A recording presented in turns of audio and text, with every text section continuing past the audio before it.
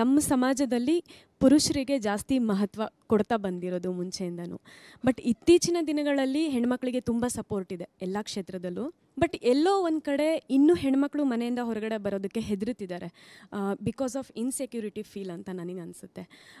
ಎಲ್ಲ ಕ್ಷೇತ್ರದಲ್ಲೂ ಅವರಿಗೆ ತೊಂದರೆಗಳು ಆಗ್ತಾನೆ ಇದೆ. ಇದರಲ್ಲಿ ಏನು ಬದಲಾವಣೆ ಆದರೆ, ಏನು ವ್ಯವಸ್ಥೆ ಬದಲಾದರೆ ಇದು ಸರಿ ಹೋಗ್ಬೋದು?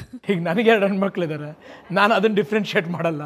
ಸೊ ಅದು ನಾನು ಚಿಕ್ಕ ವಯಸ್ಸು ನಾನು ಹುಟ್ಟಿದಾಗಿಂದ ಅದನ್ನು ಯಾವತ್ತೂ ನನ್ನ ಮೈಂಡಲ್ಲಿ ಅಂದ್ಕೊಂಡಿಲ್ಲ. ಯಾಕಂದರೆ ನಮ್ಮನೆ ಮೇನ್ ಪವರೇ ನಮ್ಮ ಮದರು. ಸೊ ಹಾಗಾಗಿ ನನಗದು ಯಾವತ್ತೂ ವ್ಯತ್ಯಾಸ ಕಂಡಿಲ್ಲ. ಸೊ ಹಾಗಾಗಿ ನಾನು ಇನ್ಫ್ಯಾಕ್ಟ್ ಆಚೆ ಕಡೆ ಎಲ್ಲಾದರೂ ಹೋದಾಗ ಯಾರ್ದಾರು ನಮ್ಮ ಫ್ರೆಂಡ್ಗಳ ಮನೆಯೇ ಇರ್ಬೋದು ಅಥವಾ ನನ್ನ ಸುತ್ತಮುತ್ತ ಇರೋ ಸರೌಂಡಿಂಗ್ಲಿರ್ಬೋದು, ನೀವೇನು ಮಾಡ್ತಿದ್ದೀರ ಅಂತಲೇ ಕೇಳ್ತೀನಿ. ಇಲ್ಲ ನನ್ನ ಹೌಸ್ ವೈಫು ಅಥವಾ ನನ್ನ ಮನೆಯಲ್ಲಿಂದ ಇಲ್ಲ ಏನೋ ಕೆಲಸ ಮಾಡ್ತೀನಿ ಅಂತ ಹೇಳಿದ್ರೆ ನನಗೆ ತುಂಬ ಪ್ರೌಡ್ ಫೀಲ್ ಆಗುತ್ತೆ. ಯಾಕಂದರೆ ಹೌದು, it's very very important. Equality ಇರಬೇಕು. We all should earn. ಒಂದು ವುಮನ್ ಪವರ್ನ ಮೆನ್ ಯಾವತ್ತು